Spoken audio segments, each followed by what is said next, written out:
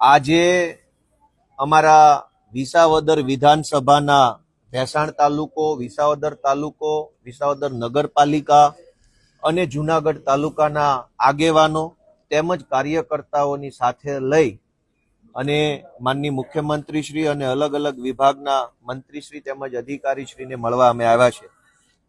ફેબ્રુઆરી મહિનામાં ગુજરાતની સરકારનું બજેટ આવવાનું છે અને આ બજેટની અંદર અમારા વિસાવદર વિધાનસભા વિસ્તારના કેટલાક મહત્વના પ્રશ્નોનો સમાવેશ થાય એવી રજૂઆત અને વિનંતી કરવા માટે આજે આવ્યા હતા.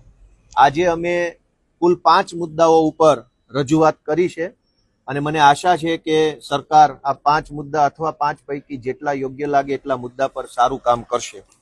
અમારો ભેસાણ તાલુકો છે એ ઔદ્યોગિક રીતે ખૂબ ધીમે ધીમે આગળ વધી રહ્યો છે. અમારા ભેસાણના વેપારીઓ, મહેનતુ, ઉદ્યોગ સાહસિકો ધીમે ધીમે ભેસાણને ઉદ્યોગની દિશામાં આગળ લઈ જઈ રહ્યા છે. ખેત ઓજારો બનાવવા, ઓઇલ મિલો, ચપ્પલ બનાવવાના કારખાના, સ્ટીલ મેન્યુફેક્ચરિંગ, ફૂડ પ્રોસેસિંગ, કાજુ પ્રોસેસિંગ યુનિટ, અમારા ભેસાણમાં ખૂબ એવા બધા કારખાનાઓ આવ્યા છે, પરંતુ એક જીઆઈડીસી નથી.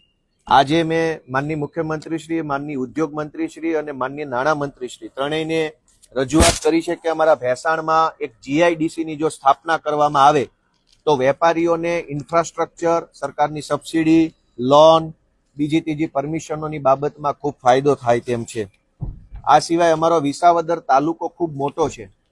ભેસાણની જીઆઈડીસી બાદ વિસાવદર તાલુકો અને વિસાવદર નગરપાલિકાના કુલ મળીને વર્ષે 4 થી 5 હજાર વિદ્યાર્થીઓ કોલેજ અથવા હાયર સેકન્ડરીમાં ભણે છે, પણ અમારા વિદ્યાર્થીઓ માટે લાઇબ્રેરીની કોઈ સુવિધા આખા વિસાવદર તાલુકામાં નથી.